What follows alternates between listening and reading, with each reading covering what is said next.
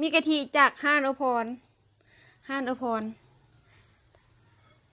ไผอาจจะบ่ฮู้ว่าพรไหนมันหลายพรเนาะพรแม่ตู้พรโพตุยามบอบบี้ออกไปพักอันนี้มันน้ำมีกะทินางเอกของเฮามื้อนี้ก็คือปูไข่ดองสร้างปูไข่ดองมา2 กับเบิ่งเอาไข่ให้เบิ่งนะ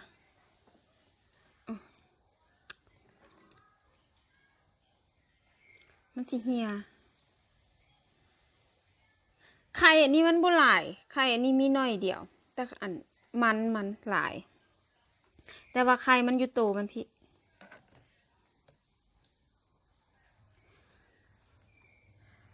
ปูไข่ดองยั่วๆเด้อเจ้ามาเด้อม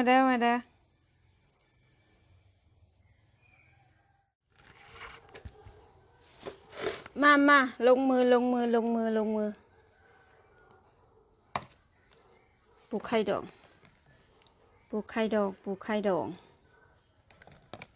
ค่อยสิบูวินว่ามันมีไข่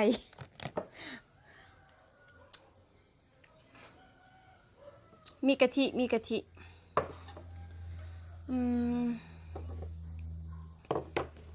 น้ำจิ้มทางนี้วะผัวห้องหน่วยสู่ตายมากินน้ำกันผัว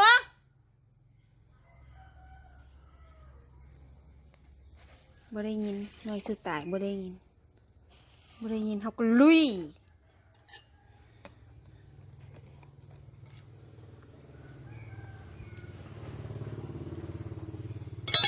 เอามาปูไข่ดองยั่วว่าแท้เด้ออันนั้นตะกี้เนาะเฮากินปูนะเฮาละล้างไข่มันออกจนว่าเบิดกินปูอันน่ะถ้าเฮากินปูดิบเนาะปูนาบ้านเฮาตะกี้แต่เดี๋ยวนี้เบิ่ง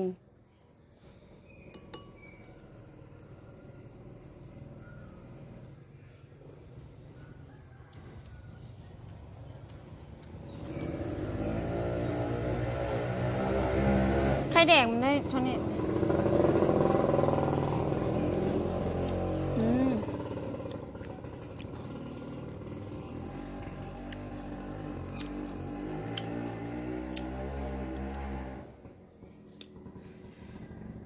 แซ่บอยู่ได้ล่ะ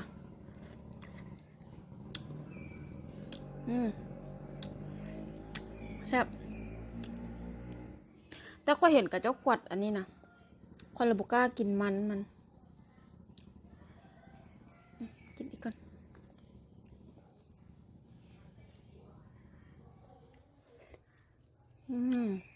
แ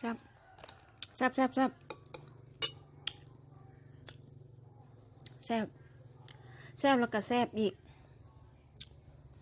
ผัวแม่ผัว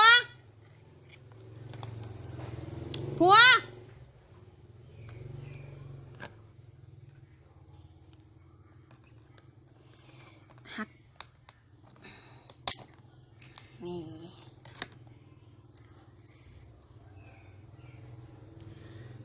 ปูไข่ดองยั่วเด้อเจ้าเยอะ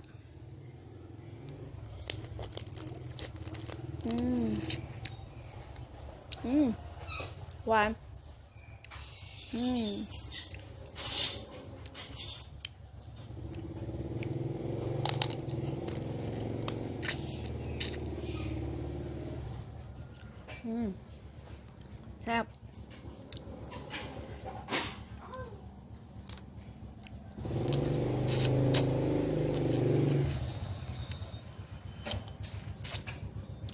แซ่บบางห้านกับเจ้าจะเห็ดเค็มเนาะแต่ว่าคิดว่าห้านนี้เห็ดผู้ดีกิน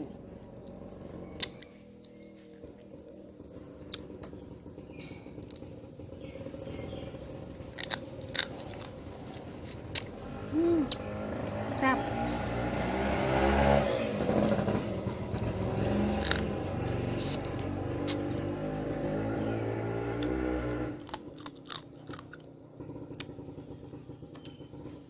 ซ่บ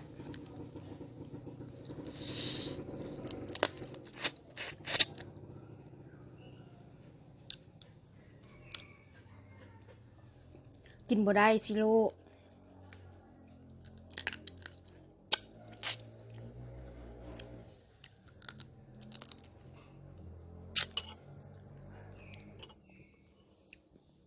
ค่อยว่าบ่ใส่น้ำจิ้มก็แซ่บ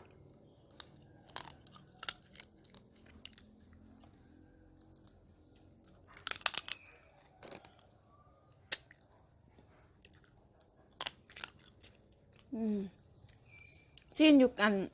ซีนอยู่ขามันก็หวานหวาน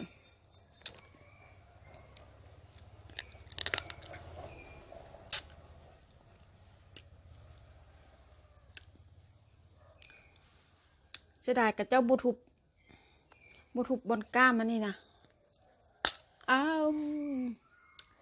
แควหักบนนอบัดนี้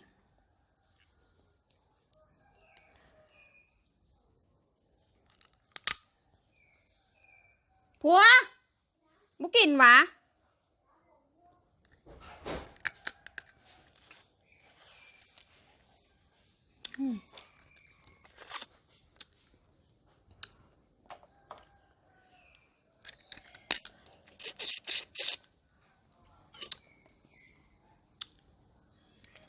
แซ่บ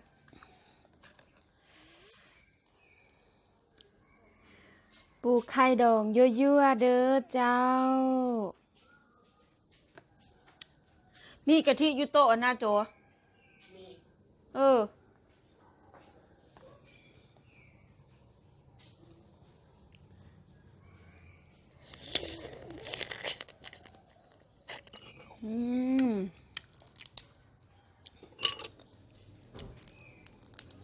บุจ้ำแก้วก็แซ่บ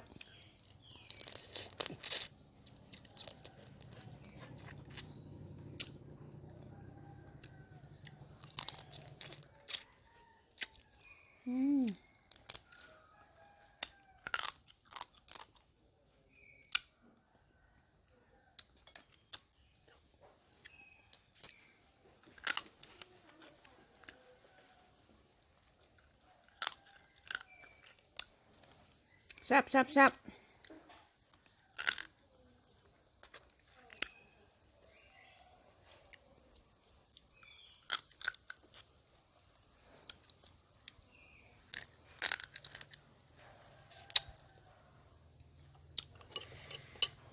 ก้ามปูมันนี่นะมันไม่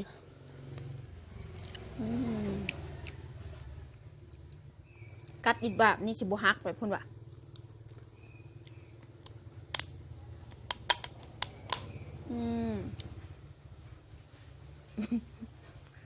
ยานแขวหัก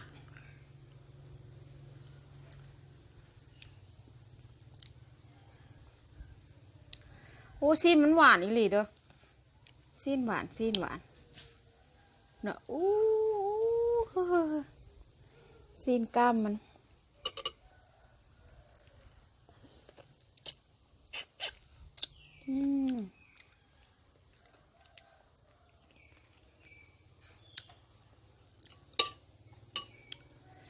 แซ่บกินตัวเดียวพอละตัวหนึ่งเอาไว้ให้หน่วยสนับสนุน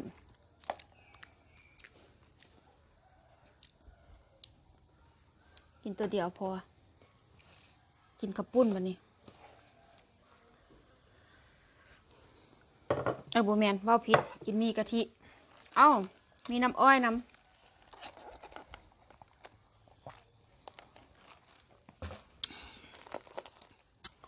มีกะทิห้านเจ๊พรเด้อ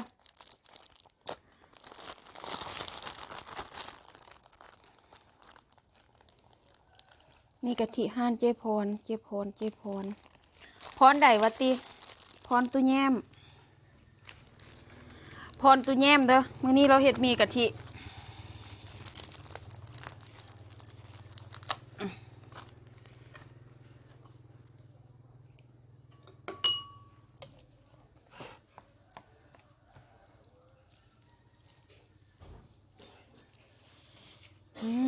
ตะแซ่บเป็นตะแซ่บ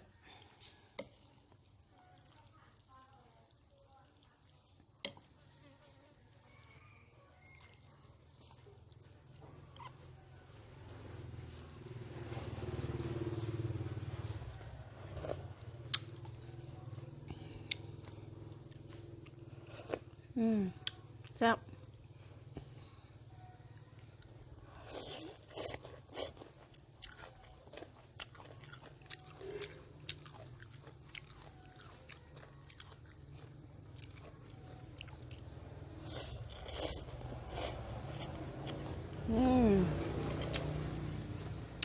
ครับ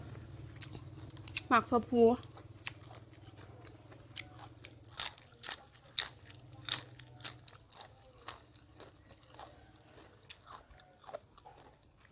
กินตัวเดียวพอน้ำแพงตัวนี้จงไว้ให้น้องสาวมันก็อยากกิน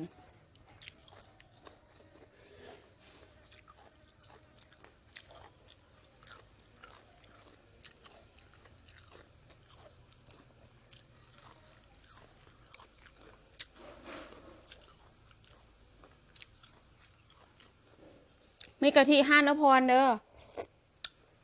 มื้อนี้อภรเราเฮ็ดมีกะทิ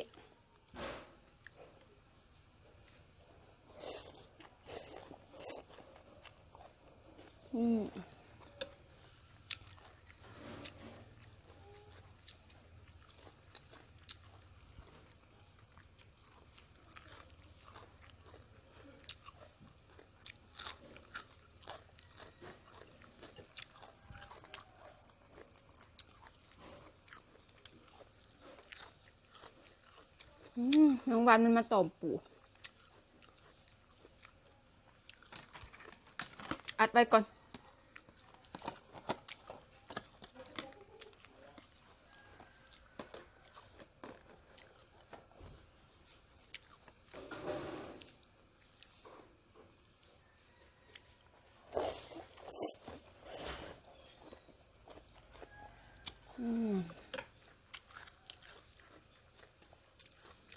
ครับ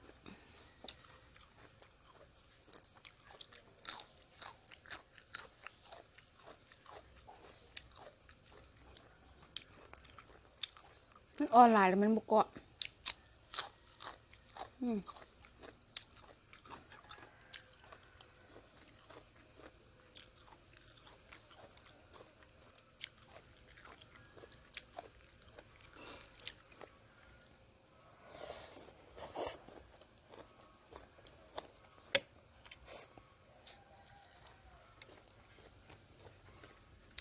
ครับ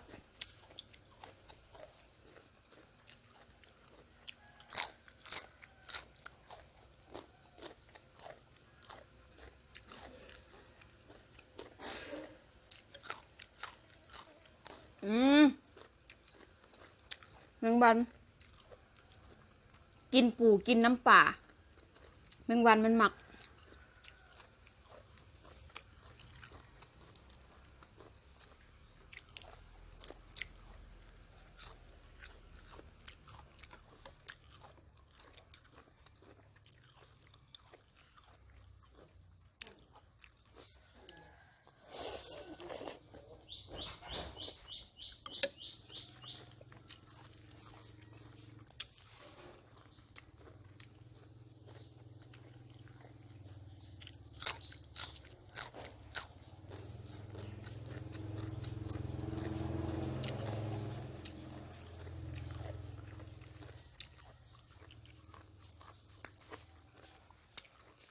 ตัวผู้เลือกหน่วยอ่อนๆหน่วยนี้ก็สิแก่กับหน่วยนี้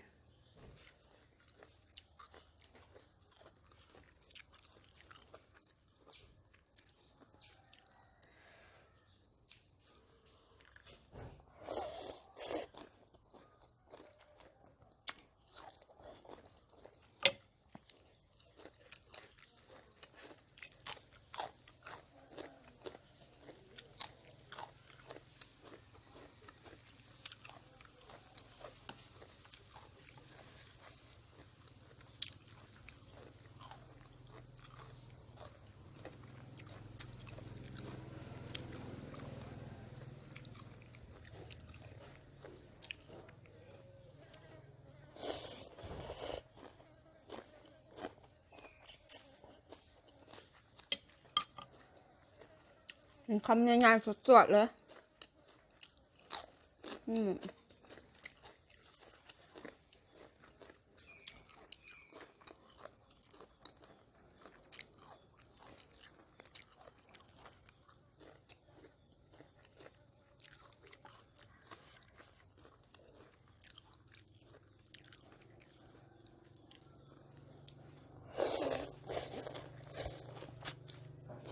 อืม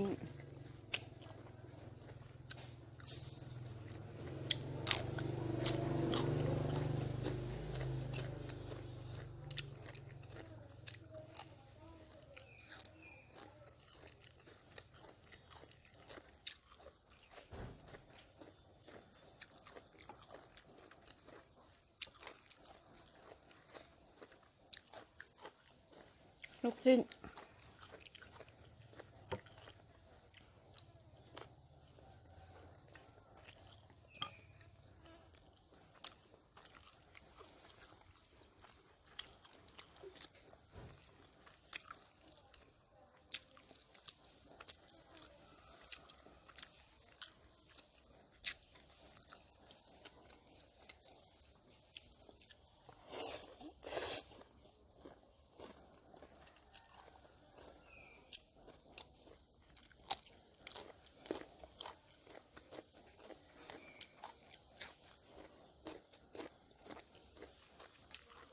ครับ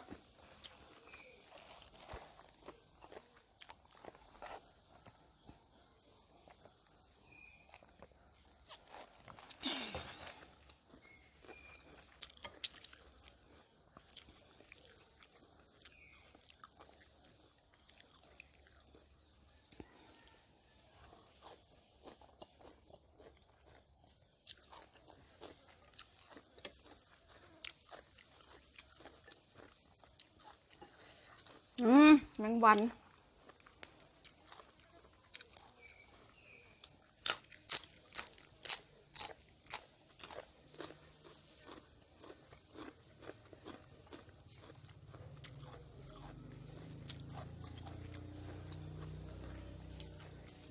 บ๊อบบี้ออกมา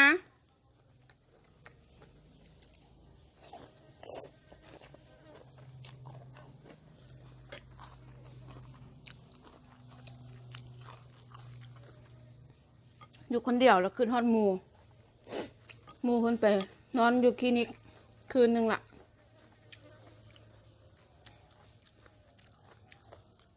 ชิโร่โมเมนห้องซื้อพิษแบบเมื่อกี้นี่ตัวนอนอยู่คลินิกแมนบ๊อบบี้อันนี้ชิโร่มาออกมา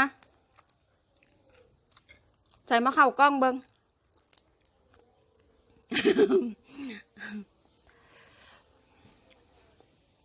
ตัวหนึ่งนอนห้องหมอถือกับเจ้าดึกขี้หินใส่เมื่อวานนี้เอาฝากไว้คลินิก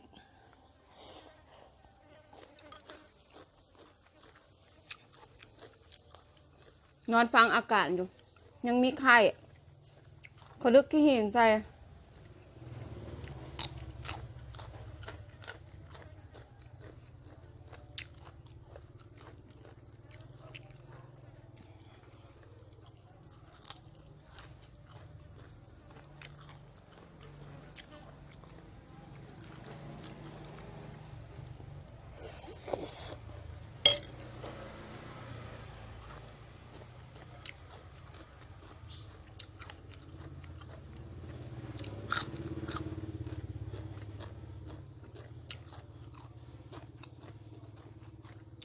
ครับ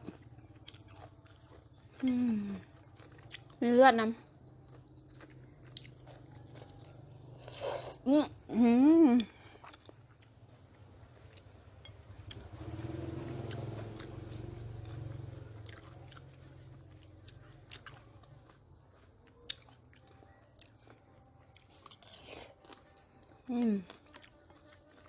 เหลือแต่น้ำ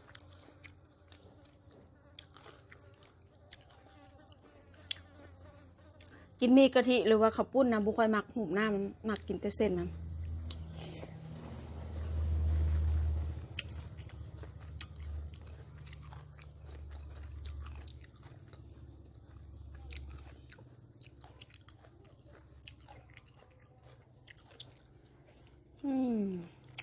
ก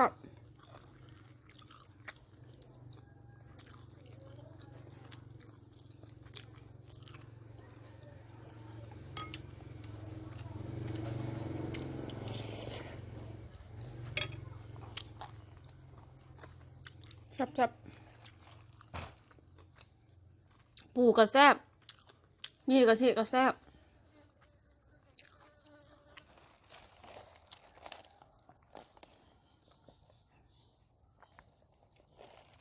น้ำอ้อยก็แซ่บอิ่มขอขอบใจหลายๆที่หมู่เพื่อนเขามาหับชมหรือว่ากดไลค์กดซับสไครต์ให้เด้อขอบใจหลายๆเจอกันใหม่คลิปหน้าบ๊ายบาย